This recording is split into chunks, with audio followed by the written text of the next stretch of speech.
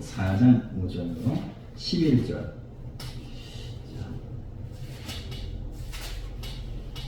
4장 4장부터 같이 한번 5절로 11절 같이 읽습니다.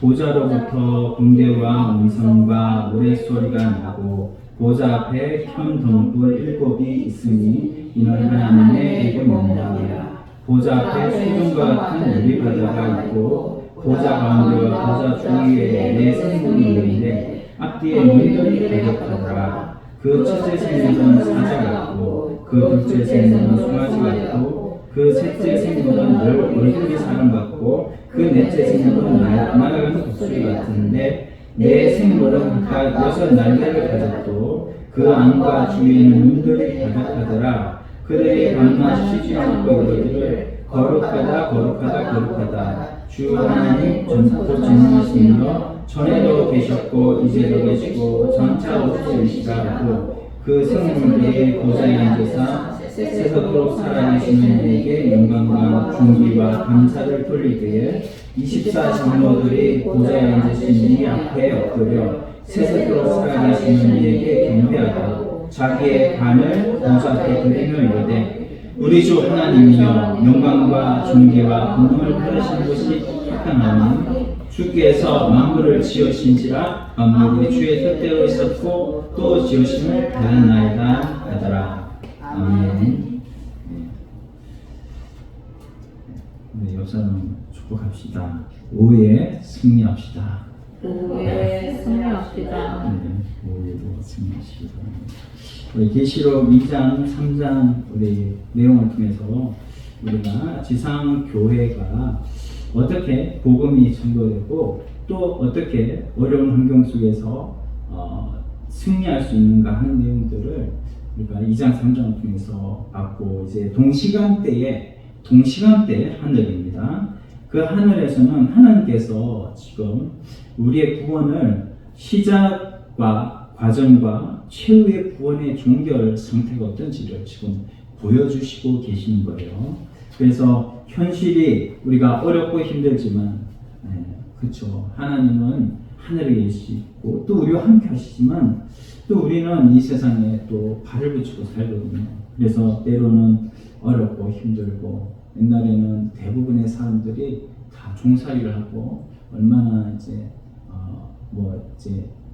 몇백 년 천만 해더라도 이제 복음이 증거되기 전에는 다 모성이고 또 천민이고 이렇게 많은 사람들이 대부분의 사람들이 그렇게 살았잖아요.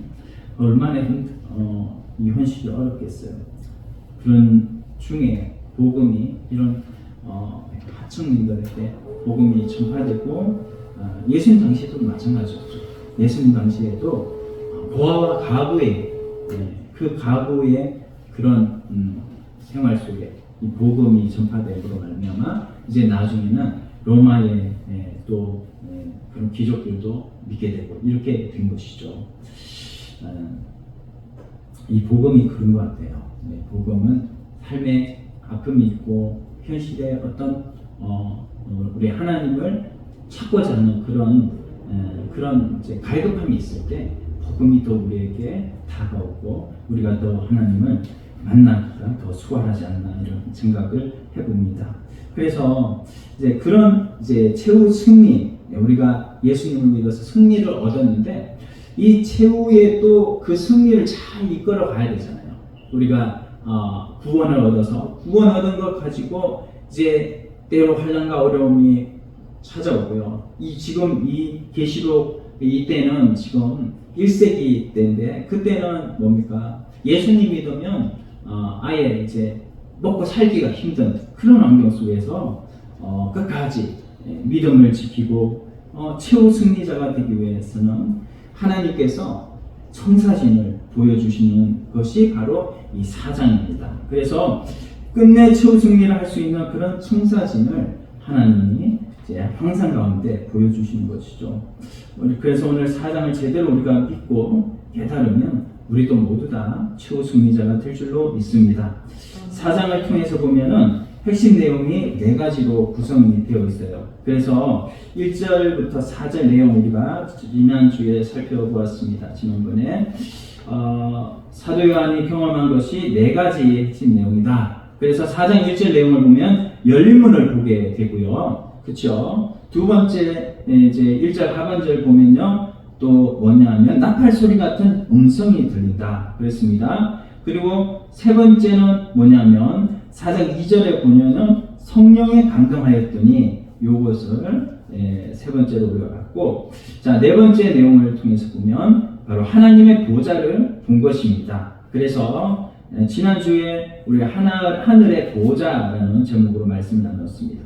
그래서 핵심 키워드 4가지 요거 기억하시고, 이 부분들이 이제 무엇을 중심으로 진행이 되냐면은 하늘에 있는 보좌를 중심으로 기록이 되고 있습니다. 그래서 사도 요한이 크게 4가지 환상을 성령의 감동으로 보게 되는데, 첫 번째가 이제 우리 두 번째 환상이 4장부터고요. 첫 번째 1절에 보면 하늘에 열린 문이 있고 하늘에 말하던 나팔 소리 같은 음성을 듣는데, 이것이 뭐냐면 하나님의 임재를 말씀하고 있다고 했습니다. 그래서 이미 예수 그리스도를 믿는 믿음을 가진 우리는 하나님의 나라는 하나님 앞에 이미 열려져 있는 줄로 믿습니다. 우리가 성소와 지성소 사이에 뭐가 가로막혀 있습니까? 회막이 가로막혀 있었는데, 예수님이 십자가에 못 박혀 죽으실 때 그때 뭐라고 했습니까? 위에서 아래부터 찢어졌습니다. 그래서 우리가 하늘의 문은 우리에게 열려져 있다라는 것을 기억하시기를 바랍니다. 자, 그리고 우리 주님께서 음성을 이렇게 또 들려주셔요. 그래서 그 음성을 들려주신 것은 바로 구원을 시작하신 이가 최종적인 구원에 이르기까지 모든 청사진을 보여주시는 것을 말하고 있습니다. 그래서 이리로 올라오라 그렇게 말씀했죠. 이리로 올라오라. 자, 이후에 마땅히 될 일을 보여주셨습니다. 근데 여기서 마땅히 될 일이라는 것은 앞으로 어떤 사건이 일어나고 어떤 재앙이 일어나고 어떤 어려움들이 온다 이게 아니라, 하나님께서 우리를 사랑하셔서 십자가에 못 박혀 죽으신 그 중생의 구원이 시작이 처음부터 끝까지 최종적으로는 구원에 이르는 상태를, 최종적인 구원에 이르는 상태를 보여주시겠다는 음성이 바로 이리로 올라오라라는 거예요. 그래서 그러면서 가장 우주의 기원이 되어지고 세상의 근본의 중심이 되어지는 것이 바로 하늘의 보좌라는 겁니다. 그래서 하늘의 보좌, 이 보좌는 시대적인 상황을 통해서 볼 수가 있죠. 지금 1세기 당시 황제 이름이 뭐라고 그랬죠? 도시였어요. 도시. 도지원이 아니고 도미티아누스. 도미티아누스 황제입니다. 그래서 황제가 보좌에 앉아서 세상을 통치하는 내용이 아니라는 거죠. 황제 뒤에 누가 계십니까? 모든 세상의 주권을 붙들고 계시는 하나님, 그 하나님이 하늘의 보좌에 계시고, 또 그 보좌에서 하나님이 모든 청사진을 누구한테 지금 보여주시냐면 사도 요한한테 보여주시고, 사도 요한은 그거를 하나님의 백성들에게 보여주시는 겁니다. 말씀을 통해서. 자, 그랬을 때 4절 이 내용을 한번 보게 되면 4절에 누가 나와 있습니까? 누가 나오니? 24 뭐예요? 보호자. 24 보호자가 있고 그 보호자에 앉으신 이들 있는데, 4절에 24 보호자의 위에, 보호자들 위에 24 장로들이 흰 옷을 입고 머리에 금관을 쓰고 앉았더라 이렇게 말씀하고 있습니다. 그래서 24 장로를 보여주시는데, 24 장로는 누구라고 그랬냐면은 우리들의 장래, 우리들의 나중의 모습이라고 그랬어요. 그래서 이게 청사지는 겁니다. 그래서 이 사람들이 다른 사람들이 아니에요. 이 사람들이 바로 우리의 나중 모습이에요. 우리가 구원을 잘 이루어가서 하나님 앞에 면류관을 받고 하나님 앞에 상급을 받는 이 모습을 지금 미리 보여주시는 거예요. 그래서 4장 4절 24 장로들 보면 이 이야기는 4개다라는 것을 기억하시기를 바랍니다. 아멘. 그래서 4가지 핵심 키워드 내용을 좀 더 우리가 구체적으로 반복해서 설명을 해주고 있는 내용이 바로 5절이에요. 5절. 5절 11절 내용 보면, 이제 여기에 보면 지금 이게 무슨 그림입니까? 앞에 화면 보면 네, 이거 뭐예요? 성막이죠. 성막입니다. 그래서 성막에 보면은 이제 거기에 뜰이 있고 뜰 다음에 뜰이 있고 그 다음에 뭡니까? 성막으로 들어가는데 거기에 성막은 또 두 가지로 나누죠. 네, 그래서 성소와 지성소로 나눕니다. 자, 이거 나중에 설명을 하고요. 자, 우리 1절에 두 가지 키워드가 뭐라고 그랬습니까? 열린 문 있다고 그랬어요. 그 다음에 또 뭐였죠? 열린 문하고 하나님의 나라가 지금 열려져 있다. 그리고 음성을 나타내 보여주시는데 그 음성이 들린다. 나팔소리 같은 음성이 있다고 말씀하고 계십니다. 자, 그래서 눈에 보이지는 않지만 지금 하늘문이 열려져 있다라는 거예요. 그래서 이미 하나님은 우리에게 복 주시기를 원하시고 있는데 우리가 다만 뭡니까? 기도를 안 하기 때문에 우리가 하나님 앞에 이제 기도하면 받는 거죠. 그래서 열문이 열리고 하나님이 임하셨기에 우리들의 음성을 놓치지 않고 세미한 음성을 하나님이 듣고 계신다라는 겁니다. 그렇기 때문에 사도 요한이 현재 겉모습의 큰 모진 고통 가운데 있다고 할지라도 그것이 유배지고 그것이 때로 힘들고 낮에는 뭡니까? 노동하고 밤에는 뭡니까? 하나님 앞에 기도하고 그래서 하나님 앞에 계시를 받고 이렇게 하는 그것이 힘들더라도 딱 이 뭡니까? 하나님의 열린 문 또 나팔소리 이것을 듣는 순간 하나님 앞에 기쁨이 있고 감사가 있고 그래서 지금 현재 현실보다 하나님 나라를 바라보는 그 소망이 더 큰 것이죠. 그래서 5절 우리가 앞부분을 살펴보면 보좌로부터 번개, 음성, 우레소리가 나고 이렇게 말씀하고 있습니다. 자, 우리는 어떻게 이걸 받아들이는 거예요? 하나님이 지금 임재하고 계신다. 뭐라고요? 임재하고 계신다. 네. 근데 이 하나님의 임재는 늘 두 가지 모습으로 나타납니다. 자, 요게 1절하고 5절이 짝이에요. 1절 열린 문, 열린 나팔 소리가 5절 번개, 음성, 우레소리하고 짝입니다. 네, 하나님의 임재를 상징하는 것이 짝이 되겠어요. 그래서 1절 수시로 임재하고 계시는 거예요. 그렇죠? 우리 하나님의 임재는 늘 수시로 우리가 눈만 뜨면요 하나님이 계십니다. 맞죠? 네. 수시로 임재하시지만 마지막 종말론적으로는 종말론적으로 우리가 임재한다는 것을 재림이라고 그래요. 그래서 이제 출애굽기 19장 하나님께서 임재하는 장면이 거기에 나오고요. 하나님은 상시 수시로 하나님은 임재하신다. 시편 18편 7절부터 14절까지도 수시로 우리 주님이 우리와 함께하고 계시고 우리의 기도를 들어주시고 우리의 삶의 현장에서 늘 우리와 함께하고 계신다라는 것을 거기서 말씀하고 있어요. 육체 이스라엘에게도 하나님이 함께하셨습니다. 그거를 뭐예요? 예수님이 오시고 우리한테 실상으로 이루어 주셨죠. 그거를 미리 예표적으로 지금 성막으로 보여주시는 거예요. 이스라엘 백성들에게, 육체 이스라엘에게. 자, 그래서 하나님께서 늘 임재하시지만 최종적으로 우리의 구원을 실현하기 위해서 우리에게 요거를 보여주신다. 번개, 음성, 우레소리. 자, 그래서 사장이 무슨 내용인지 우리가 이제 알 수가 있는 거죠. 자, 그러면 1절, 5절이 같은 내용이라는 거죠. 그래서 자, 우리가 그렇게 알고, 자, 두 번째 내용은 2절에 나와 있는데 성령에 감동하였더니 이렇게 2절에 나와 있습니다. 그걸 5절 하반절에 보면요. 자, 5절 하반절에 뭐라고 하냐면 보좌 앞에 큰 등불 7이 있으니 이는 하나님의 7영이라 그랬습니다. 그래서 요게 이제 성령에 감동하였더니 5절 하반절 7 등불하고 짝이 이루어지는 겁니다. 자, 계시록에 보면 하나님께서 성령의 감동으로 4번 성령에 감동하였더니가 4번 나와요.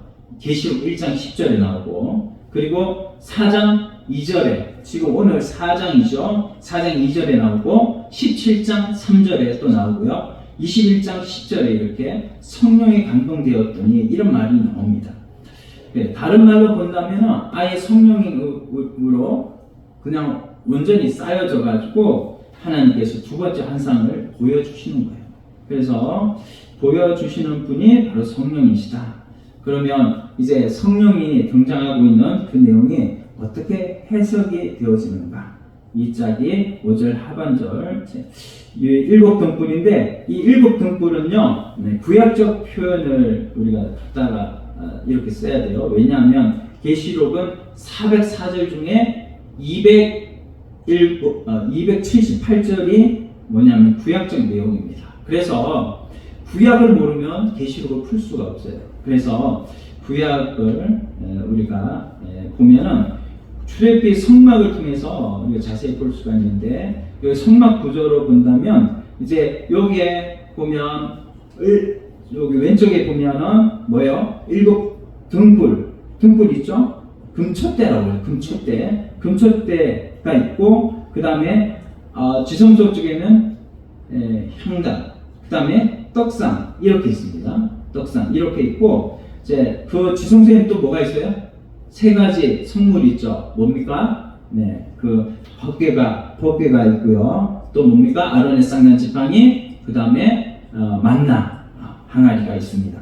요렇게 이제 성막이 구성되어 있고 성막의 개념으로 우리가 일곱 등불을 보는 거예요. 그래서 그 일곱 등불에 불이 들어와야 뭡니까? 여기는 다 지금 이렇게 제가 환하게 보여드리지만은 이게 다 뭐예요? 천막으로 다 쌓여져 있으니까 안에는 뭡니까? 엄청 어둡지요. 그래서 뭡니까? 그 안에서 잘 이렇게 다니려고 하면 뭐가 있어야 돼요? 불이 있어야 돼. 그래서 금촛대에 일곱 등불에 불이 들어와요. 그 불이 들어오는 게 뭡니까? 일곱 등불이라는 게 뭐냐면요. 성령의 조명하심이에요. 성령의 조명하심이 있어야 우리가 거기에서 안에서 제사장이 활동을 할 수가 있는 거죠. 그래서 그 제사장에 들어가서 하나님 앞에 제사를 드릴 수가 있는 거예요. 여기에 들어갈 때 어떻게 해야 됩니까? 물두멍이 또 바깥에 뜰이 있는데 거기에서 손을 씻고 거기에서 씻은 다음에 하나님 앞에 들어갈 때는 다 뭡니까? 피의 제사를 드려서 피로 정결함을 받고 물두멍으로 씻고 이렇게 들어갑니다. 그래서 뭡니까? 우리 옆 사람한테 몇 사람 축복합시다. 하나님의 일곱 영은 성령이래요. 하나님의 일곱 영은 성령이래요. 네, 성령이 일곱 가지가 아니고 일곱 사역, 완전한 사역 그것을 말씀하는 거예요. 일곱 영은. 그래서 우리는 계시록을 미래로만 보면은 큰일 난다. 네, 어떻게 봐야 됩니까? 현재 속에서 비전을 봐야 되는 거죠. 현재 중심, 미래의 비전을 보는 것이 계시록이다. 그래서 이단들은 뭡니까? 이거를 자기네들만 특별히 하나님이 계시를 열어줘서 그걸 직통계시라고 하죠. 직통계시를 열어줘서 자기네들만 우월하다 이렇게 얘기를 하는데 절대로 그게 아닙니다. 현재의 삶을 통해서 미래 비전을 보고 예수 그리스도를 믿는 믿음을 끝까지 붙들어라. 그것이 하나님께서 우리에게 계시록을 통해서 주시는 교훈인 거예요. 그래서 우리가 이런 하나님의 영 한번 구원이 시작됐으면 힘든 과정이 닥칠지라도 최종적으로 구원을 이루는 그 최종적인 구원의 모습을 보여주실 때 우리가 낙심해야 되겠습니까? 좌절해야 되겠습니까? 아니면 청사진 받습니까? 어렵고 힘들지만 승리해야 되겠습니까? 승리. 네, 따라서 하시죠. 승리만이 우리의 길입니다. 승리만이 우리의 길입니다. 네, 승리하는 거죠. 그래서 이걸 봤으니까 사도 요한이요 그 어려움들을 견딜 수가 있었던 거예요.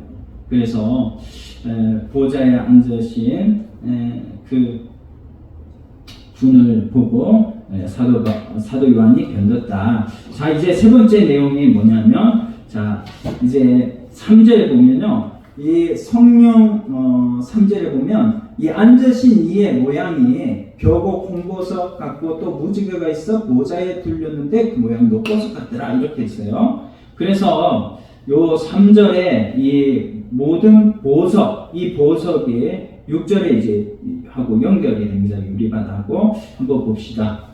자, 6절하고 연결되는데 보좌에 앉으신 이의 내용을 3절에 보니까 보석으로 표현했습니다. 여러분, 햇빛이 밝을까요? 아니면 하나님이 덜 밝을까요? 하나님이 더 밝으시죠. 왜냐하면 햇볕을 창조하신 분이 하나님이시기 때문에, 해를 창조하신 분. 그래서 이 보좌에 빛이 비치면 보석이 너무나도 아름답게 비치겠죠. 너무나 영화롭고 아름답게 이렇게 보석이 비치겠는데, 그래서 이 사도 요한도요, 주님을 보석이라고 하지 않고 보석 같다 그랬어요.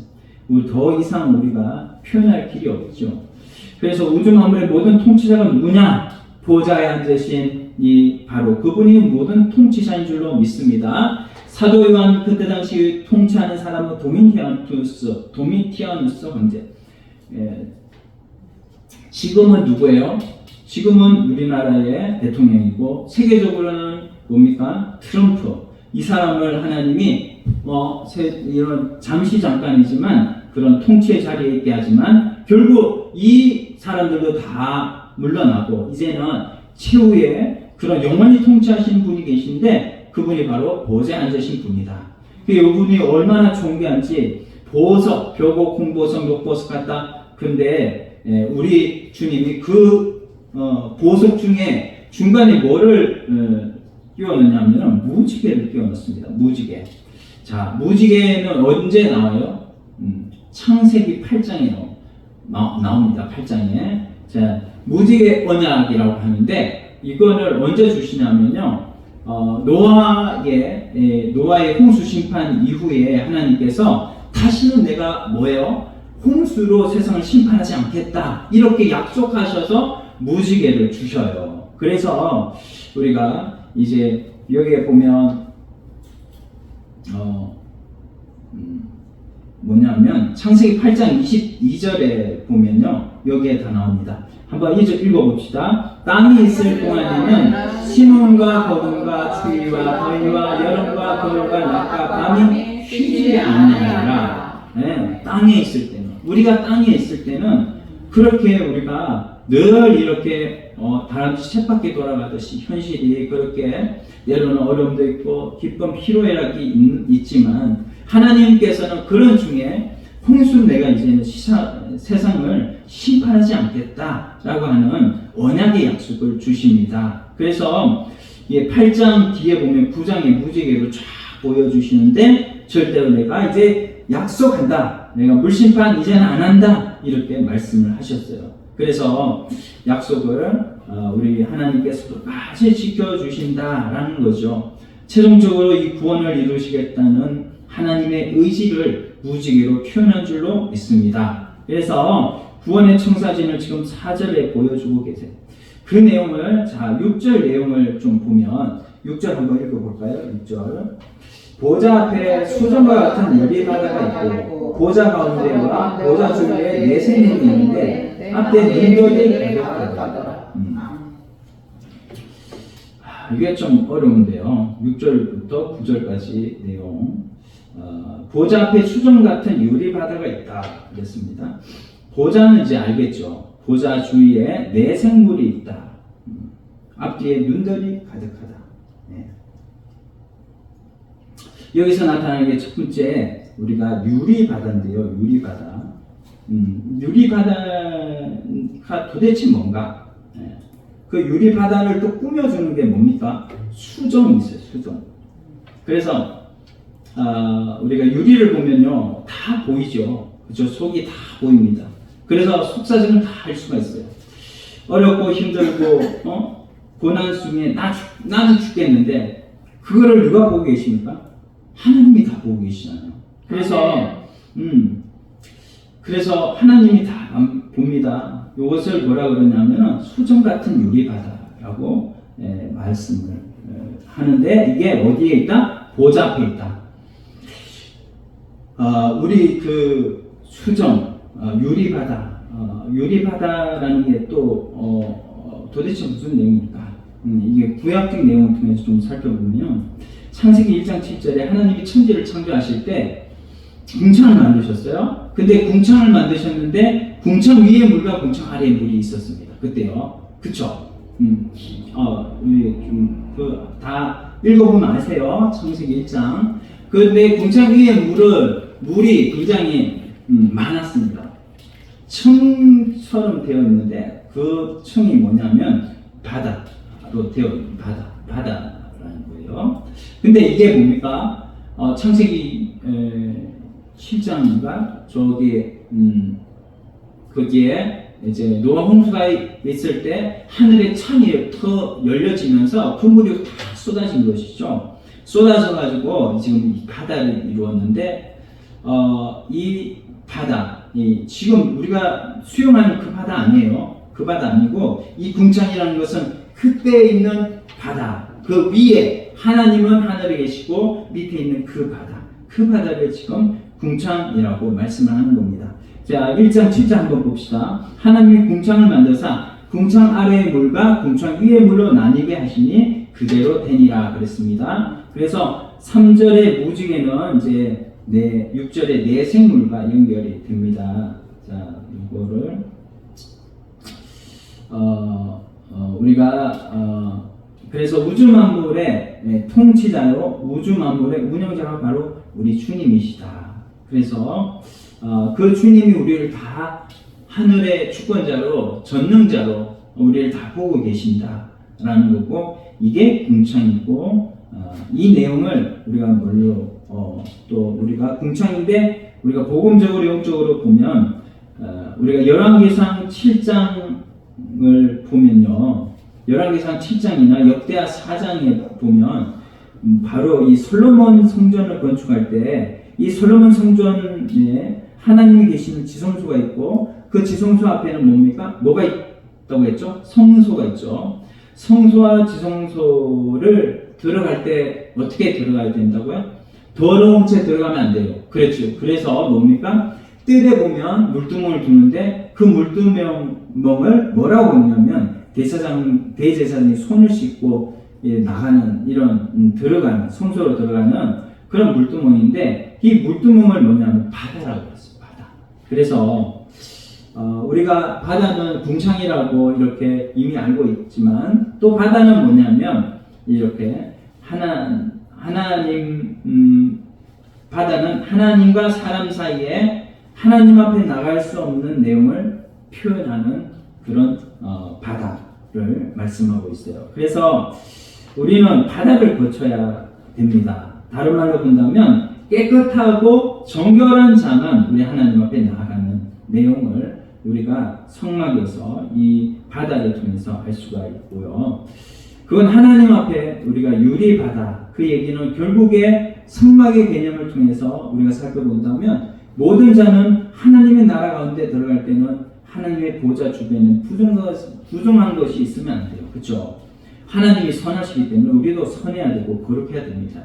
그래서 하나님도 천사들도 다 거룩하고 다 거룩한 장소가 바로 하나님 나라인데 하나님의 보좌를 지금 설명하고 있는 내용이 바로 요 6절의 내용이에요. 그런데 우리가 보좌 가운데 이제 우리가 보면서 보좌 가운데와 보좌 주위에 자 뭐가 있느냐? 자, 옆 사람한테 한번 인사합시다. 내 생물을 알아야 된대요. 내 생물을 알아야 된대요. 네, 자꾸 제가 하는 이유는 졸지 마시라고. 네, 그래서 내 생물이 뭐가 짝이 되느냐? 바로 무지개가 짝이 이루어집니다. 그래서 이 내 생물이 왜 무지개가 짝으로 이루어지는지 한번 잘 들어보세요. 큰 학자들이요, 이 내 생물의 존재에 대해서 여러 가지 해석을 해요. 그래서 학자들 해석이 맞냐 아니면 제가 해석하는 해석이 맞냐 이 내 생물을 살펴보게 되면 주위의 모습이 나와 있는데 7절 보니까 뭐라고 나오냐면 6절 마지막 절 보니까 앞뒤에 눈들이 가득하다 이렇게 나오죠. 앞뒤에 눈들이 가득하다. 보좌 중에 내 생물이 있는데 앞뒤에 눈들이 가득하다. 자, 앞에도 눈이 있는데 뒤에도 눈이 있으니까 뭐예요? 사람입니까? 아닙니까? 사람은 아니죠. 좀 더 의미적으로 보면요, 이거 하나님의 전지성을 말하는 거예요. 하나님의 전지성은 다 아는 거죠. 총찰력이 있어가지고 한 사람 한 사람을 또 세상의 곳곳을 다 하나님께서 전지적 능력으로 이게 다 보시는 거예요. 그래서 그것을 우리가 1차적으로 볼 수 있고, 자, 이거 첫째 생물이, 자, 7절 보니까 뭡니까? 사자, 둘째는 뭐예요? 송아지, 셋째는요, 사람, 넷째는 독수리, 이렇게 나오죠. 이거 성경 한번 다 읽어보신 분은 이거 어디서 나오는 얘기인지 아실 거예요. 바로 에스겔서에 나오는 얘기입니다. 그래서 우리가 사자는 동물 중에서 가장 용맹하죠. 그래서 용맹한 것이 사자. 두 번째 이제 소. 이 소는 뭐냐면 여기에 송아지라고 그랬는데요. 원문으로 보면 작은 황소예요. 작은 황소. 옛날에 차중에 무소 기억하세요? 무소. 그 무소가 뭐냐면 원문으로 이 소를 무소. 그래서 헬라어 원문에 그래서 소는 묵묵히 힘이 있으니까 또 인내가 많아요. 그래서 또 뭡니까? 소는 또 뭐예요? 이렇게 논밭에 갈 때도 열심히 주인을 데리고 가고, 나중에 또 시골에서 돈이 필요한 거예요. 이걸 갖다 팔죠. 그러면 또 그걸 소를 또 잔치집에서는 소를 어떻게 합니까? 잡아가지고 소를 또 잡아먹어요. 그러면 껍질은 껍질대로, 고기는 부위별로 먹고, 결국에는 소는 버릴 게 없습니다. 뼈는 뭐예요? 구워 먹고, 이렇게 궁극을 내서 먹고. 그래서 소는 뭐를 상징하냐면요, 헌신, 희생, 이런 걸 상징합니다. 자, 그러면 사자는 힘, 소는 헌신, 희생. 자, 그러면 세 번째, 사람. 요거는 시편 8편 4절 5절 말씀에 보니까 이 피조물 중에 하나님 비슷하게 만든 자가 누구냐면 사람이라는 거예요. 그래서 존귀한 자로 만들었습니다. 그래서 사람은 뭐예요? 지혜의 상징이다. 우리 참 지혜로우시군요. 옆 사람 축복합시다. 참 지혜로우시군요. 자, 우리가 지혜롭게 하나님이 우리를 창조하셨어요. 그래서 우리가 동물들이 지혜롭다 하지만 사람의 지혜를 따를 수가 없는 거죠. 그리고 뭡니까? 마지막에 독수리. 이 독수리는 민첩하게 휙 내려왔다가 탁 낚아쳐가지고 먹이를 순식간에 잡아 올라가잖아요. 그래서 민첩성을 나타내고 있습니다. 이 내용을 많은 학자들은요, 세상의 모든 피조물의 대표다, 이렇게 얘기를 해요. 저도 그렇게 들었던 것 같아요. 그러나 그게 아니라, 그렇게 하면 이게 은혜는 되지만 문맥에는 안 맞습니다. 그래서 두 군데 이 자세히 살펴보면 단서를 주는데, 첫 번째 내용을 통해서 보면 이 생물의 그 본래 배경을 말씀하고 있는데, 에스겔서 1장 내용을 보면 1장 내용은 똑같이 사자, 송아지, 사람, 독수리, 형상을 가진 네 생물이 에스겔 10장 20절에 답을 말씀하고 있는데, 이게 뭐냐? 따라서 읽읍시다. 같이 읽읍시다. 하나님 아래에 있던 생물이라 그들이 그룹인 줄을 내가 아노라. 그룹은 뭐예요? 그룹은 바로 천사입니다. 천사. 천사의 이름을 그룹이라고 해요. 그래서 천사는 크게 두 종류예요. 하나는 그룹이라는 천사가 있고, 또 하나는 스랍이라는 천사가 있어요. 그룹과 스랍. 그래서 천사들은 시편 103편 20절 이하에 보면은 하나님의 사역자, 하나님의 수종자, 하나님의 일을 돕는 자, 이렇게 말을 합니다. 그리고 스랍은 뭐냐면요, 하나님께 찬양 올려드리는 그런 천사를 말하는 거예요. 그래서 이사야 6장에 이것도 잘 나오죠. 그래서 내 생물은 뭐냐? 바로 뭡니까? 내 생물은 천사래요. 아시겠죠? 그러면 천사인지 어떻게 하냐? 계시록 15장 7절 말씀에 보면 그 내용을 한번 읽어봅시다. 계시록 15장 7절. 내 생물 중의 하나가 영원토록 살아계신 하나님의 진노를 가득히 담은 금 대접 7을 그 7 천사들에게 주니. 자, 이게 피조물의 대표가 주겠어요, 천사한테? 아니죠. 이 천사는 바로 이 네 생물 중에 하나, 이 네 생물은 바로 그룹이라는 천사인데, 이 이 그룹도 천사다. 근데 이 천사가 이제 하나님이 마지막 대접 재앙을 내릴 때 대접을 누구한테 맡기냐? 바로 생물한테 맡겨요. 그 생물은 천사라고 그러죠. 그 천사한테 맡기고 이 천사가 바로 이거를 또 다른 천사들에게 준다 하는 겁니다. 근데 이게 생물이 이 생물의 대표라고 이렇게 해석을 하면 이게 생물의 대표가 생물은 생물이고 피조물인데 어떻게 천사들한테 줍니까? 대접을 받아가지고 천사들을 줄 수 없죠. 그러니까 생물은 천사보다 조금 더 높은 단계의 천사, 뭐 천사장 미가엘도 있고요, 그렇죠? 가브리엘, 뭐 이런 이제 천사들이 또 있죠. 그래서 이 내 생물은 천사다. 따라서 하나님의 무지개 언약을 통해서 내가 반드시 구원을 시작했다면 어렵고 힘든 상황 속에서도 내가 끝까지 너희를 붙들겠다. 이것이 바로 무지개로 하나님께서 노아 8식구에서 무지개 언약을 보여주셨듯이 오늘 우리 그리스도의 십자가 부활의 복음을 믿는 믿음을 가진 우리들에게 하나님께서 내가 너희를 끝까지 책임지겠다 하는 이거를 말씀하고 있는 거예요. 그래서 하나님이 이 일을 그런데 직접 하실까? 직접 하시는 게 아니라 이 일을 시켜서 하시죠. TV에 보면요, 마약이 급증이라고 하죠, 요즘. 근데 마약 전문 용어를 써서 이 마약을 뭐라고 그래요? 물뽕이라고 그래요. 좀 웃는 분은 좀 수상합니다. TV 많이 보니까 아시죠? 뉴스 보니까 요즘 좀 문제가 돼. 근데 이거를 누구한테 대통령이 얘기를 해요? 심각하면 그 검찰에다가 얘기를 해가지고 이거를 수사하라고 하는 것이죠. 그래서 행정을 맡은 경찰이 이거를 수사를 하게 되면 그때부터 이제 요거를 이제 수사를 해가지고 완전히 이제 이걸 뿌리 뽑도록 하는 거잖아요.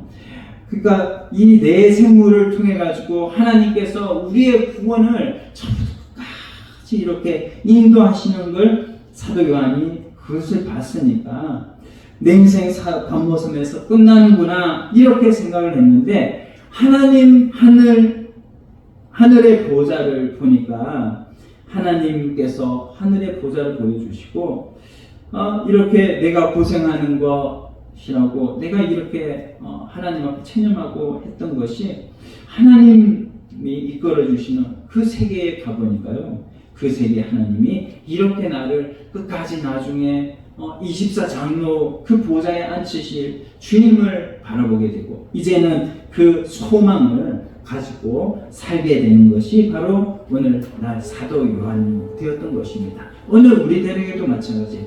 계시록을 통해서 하나님께서 뭐를 보여주시는 거예요? 하나님이 너희를 붙들고 계시다라는 것을 보여주고 계시는 것입니다. 우리는 연약하지만 내 속에 계시는 왕이 계시니까 아멘. 왕 같은 제사장으로 우리가 살아가라고 아멘. 하나님께서 우리를 아멘. 붙들고 계시는 줄 믿습니다. 아멘.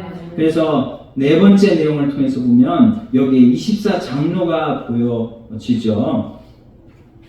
4절 24장로. 자, 모든 24장로는 믿음을 가진 성도들, 최후 승리를 하는 성도들 보여주고 있습니다. 그래서 자, 4절 하반절에 보면 24보좌들이 있고 24장로가 있는데 24장로의 두 가지 내용을 소개를 하는 걸 보는데요. 그게 뭐예요? 4절 24장로들이 뭐를 입고?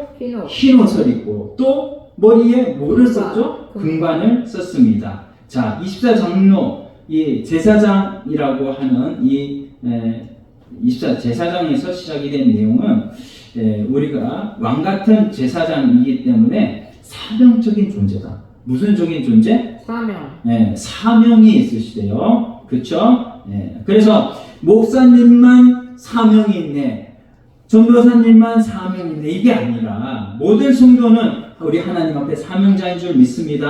아멘. 내 목에 태인 십자가가 있는 거예요. 그래서 우리가 나도 믿고 다른 사람들에게도 내가 만난 예수님을 전해야 될 사명적 존재가 바로 저와 여러분인 줄로 믿습니다. 아멘. 자, 우리 옆에 분은 왕같은 제사장이시군요. 왕 같은 제사장이시군요. 다른 말로 우리는 사명자입니다. 저와 여러분은 사명이 있는 자입니다. 우리는 흰옷이 뭔지 이제 아시죠? 흰옷. 그 흰옷은 바로 계시록 7장 13절 말씀에 한번 읽어봅시다. 장로 중 하나가 응답하여 나에게 이르되 이 흰옷 입은 자들이 누구며 또 어디서 왔느냐라고 말씀을 하고 있죠. 자, 흰옷을 입었다는 것은 뭐를 입었다는 거예요? 예수 그리스도의 십자가 보혈의 공로를 입었다는 거예요. 그것을 흰옷이라고 합니다. 그래서 그걸로 이제 예수님의 보혈로 이 죄 문제를 해결받은 구속받은 존재인 줄로 우리가 믿고 아멘. 예수 믿어서 그걸로 끝나는 것이 아니라 나 구원 얻었네, 너 구원 얻었네, 우리 구원 얻었네 끝나는 것이 아니라 우리가 두름 마지막 칠복에 가서 보면요, 계시록에도 칠복이 나오죠. 두루마기를 빠는 자들이 뭐가 있다고 그랬습니까? 따라서 합시다. 복이 있다. 복이 있다. 네. 두루마기를 빠는 자들이 복이 있대요. 네. 그러니까 그 마지막 복이 뭐냐면요, 우리 24장로들은 흰옷만 입는 것이 아니라 그걸 가지고 뭡니까? 날마다 죄와 싸우고 날마다 내 속에 이 나를 붙들고 내 행위를 행위를 보고 넘어뜨리려고 하는 사탄 마귀를 계속해서 뭡니까? 물리치고 하는 이런 행위들이 있었다는 거예요. 이런 행위들이 바로 뭡니까? 하나님을 믿는 믿음의 행위들이죠. 이런 행위들이 나오는 거예요. 그래서 그거를 빨았다 이렇게 얘기를 하는 겁니다. 그래서 때로 우리가 흰옷, 세마포 같은 흰옷을 때로 얼룩이 져서 더러울 때가 있어요. 그러면 우리가 어떻게 빨아야 되잖아요. 그 빠는 행위가 바로 하나님 앞에 회개로 하는 거고 하나님 앞에 우리가 복음으로 다시 서는 거고, 그렇습니다. 그래서 그 흰옷만 입은 것이 아니라 여기에 4절 보니까 뭐예요? 금관을 썼다고 그랬죠? 금관. 금관이라는 것은 성경을 해석을 합니다. 베드로서 내용을 통해서 보면 금은 믿음을 상징하고 있어요. 금은. 그래서 이것은 스테파노스이라고 그러는데 경계하는 자가 최종적으로 승리자에게 뭐를 줍니까? 면류관을 주잖아요. 면류관. 그것을 관이라고 그러는 거예요. 그러니까는 믿음의 싸움, 경주를 우리가 계속해서 사명적 존재로 승리해서 나중에는 모든 죄의 씻음을 받은 자가 믿음의 경주를 해서 최종적으로 구원의 완성을 이루었을 때 이 믿음의 승리를 한 자들에게 주는 관이 무슨 관이다? 금관, 금면류관 줄로 믿습니다. 그래서 끝까지 믿음 지킨 자들에게 주는 관이 면류관이 금면류관인 줄, 금면류관이에요. 여러 가지 면류관이 성경에 많이 있어요. 생명의 면류관, 뭐 또 금면류관도 있고 뭐 여러 가지 면류관이 많이 있는데 금면류관은 바로 믿음을 지킨 자에게 주는 면류관. 그래서 우리가 아직은 천국에 가 있지는 않지만 실제로는 천국에 가 있는 모습으로 말씀하고 있는 것입니다. 그러니까 내가 뭐예요? 우리는 여기서 지금 내가 육신 입고 살지만 우리가 기도할 때 요한의 성령의 감동을 주셔서 요한에게 보여주신 그 내용들이 우리가 기도할 때 우리에게도 하나님 보여주실까 안 보여주실까요? 보여주시는 거예요. 여러분 그래서 기도해야 됩니다. 기도는 뭐예요? 하나님과의 뭐라고 했죠? 호흡이라고 했습니다. 호흡. 우리 이 호흡을 통해서 날마다 산 믿음의 생활을 감당하시기를 바랍니다. 자, 24 장로 등이 자기의 승관을 가지고 어떻게 했는가? 10절, 11절 한번 같이 10절, 11절 같이 읽습니다. 10절, 11절. 자, 24 장로들이 보좌에 앉으신 이 앞에 엎드려 세세토록 살아계시는 이에게 경배하고 자기의 관을 보좌 앞에 드리며 이르되 여기까지는. 그러니까 내가 믿는 것 같지만 우리 주님이 믿음의 주요 온전케 하시는 분인 줄 믿습니다. 그래서 히브리서 12장 2절 말씀에 그 말씀이 나오잖아요. 그래서 믿음의 주요 온전케 하시는 이 예수를 바라보자 이렇게 말씀하고 계시는데 예수를 바라보면 예수님께서 우리의 믿음의 용도자가 되셔가지고 우리를 믿음으로 능히 우리의 모든 현실이 때로 북한과 같은 현실일지라도 능히 이길 수 있는 힘을 누가 주시는 거예요? 믿음의 주요 온전케 하시는 우리 주님께서 주시는 줄로 믿습니다. 그래서 나는 나는 쓸 자격이 없고 우리 주님이 우리를 쓰셔야 되는 거예요. 그래서 내 힘으로 오전에 말씀드렸지만 가인은 자기 힘으로 사는 자예요. 대표가 자기 힘으로 사는 자의 대표 가인. 그러나 아벨은 뭡니까? 내 힘이 아니라 앞에서 이끌어 주시는 주님의 힘으로 사는 자의 대표가 아벨입니다. 그래서 오늘 내가 주님 앞에 나오는 것이 아니라 주님이 나를 불러서 내가 나왔다. 그래서 우리가 신앙이 어려우면 당연히 내가 써야지. 내가 봉사하고 내가 헌금하고 내가 이렇게 성도들이 이런 사람이 되지만 아직 신앙이 어리니까.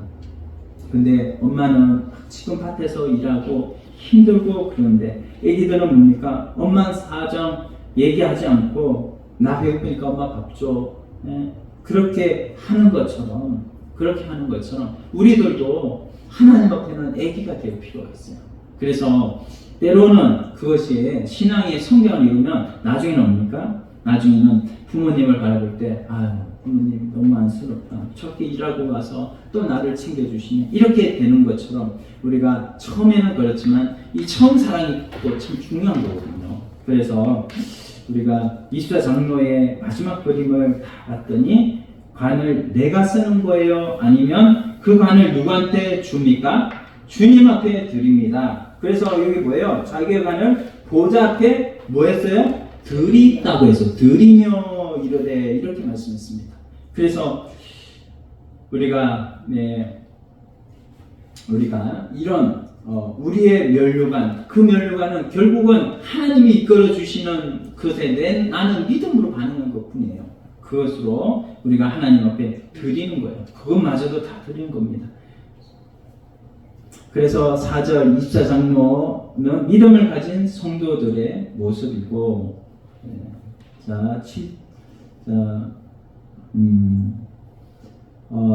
계시록 7장 13절 장로 중에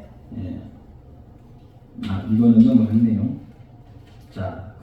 그러면 이제 하늘의 전체 그림을 한번 그려보겠습니다. 전체 하늘에 열린 문이 있어요. 그리고 거기서 나팔 소리 같은 음성을 들었습니다. 여기에 좀 더 구체적으로 번개, 음성, 우레소리 같은 그 소리들이 쫙 울려 퍼지는데 이거는 뭐라고 그랬습니까? 하나님의 임재다.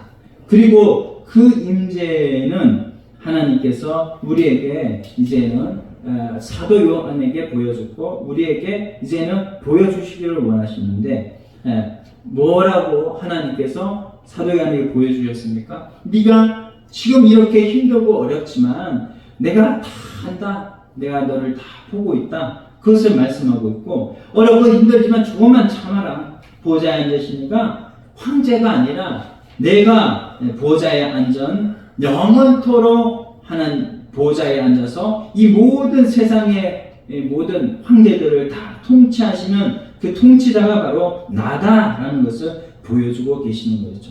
근데 너무 화려하고 너무 아름답고 너무 존귀하고 영광스러운 그런 모습을 보여주는데 딱 가보니까 뭐예요? 그 무지개 언약을 실현하실 하나님의 계획이 있으시구나 라는 것을 알게 된 거예요.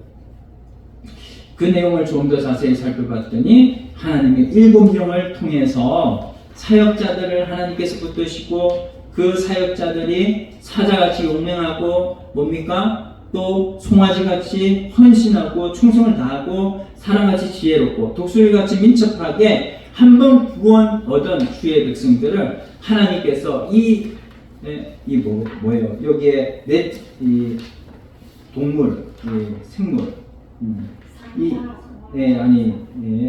이 유리바다 주위에 있는 네 생물, 어디 있지? 보좌 주위에 네 생물이 있는데 앞뒤에 눈들이 가득하. 이 네 생물을 통해서 하나님께서 천사들 동원해서 뭡니까? 우리를 처음 구원 얻은 그 구원을 끝까지 완성해가는 그림을 이렇게 쫙 보여주시는 거예요. 그래서 예수님의 보혈로 정결하게 되어서 이제는 믿음은 끝까지 승리한 자에게 주어지는 그 관을 쓴 그 모습을 보여줬더니 이 모습이 결국은 누구의 모습이다? 나의 모습이다. 나의 나중의 모습이라는 거예요. 끝까지 믿음을 지킨 자들의 모습. 근데 그걸 봤더니 10절에 보니까는 뭐예요? 자기의 관을 뭐예요? 올려드리는 거죠. 그래서 우리가 이것을 에베소 2장 5절 말씀을 보면 이렇게 말씀합니다. 한번 같이 읽어봅시다. 우리를 그리스도와 함께 살리셨고 또 함께 일으키사 그리스도 예수 안에서 함께 하늘에 앉히시니. 자, 여기에 함께가 몇 번 나와요? 세 번 나와요. 세 번. 그러니까 뭐예요? 세 번은 완전한 거죠. 그래서 하나님께서 계속 우리와 함께 하시니까 너희가 이것을 통해서 하나님 앞에 믿음을 끝까지 감당해라 라고 하는 말씀이에요. 그래서 지금 누군가 나한테 사기쳤어. 그래서 뭡니까? 내가 10억을 사기 당했는데 10억을 사기 당해도 나는 어떻게 생각해요?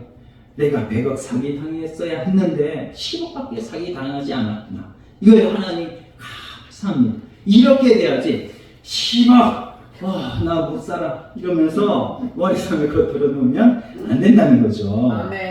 이게 하나님께서 우리의 주신 하나님의 놀라운 그런 우리의 왕이신 주님께서 우리에게 주신 마음인 줄로 믿습니다. 그래서 우리가 다 기도하면 하나님 또 해결해 주셔요. 어떻게든 하나님 또 해결해 주십니다.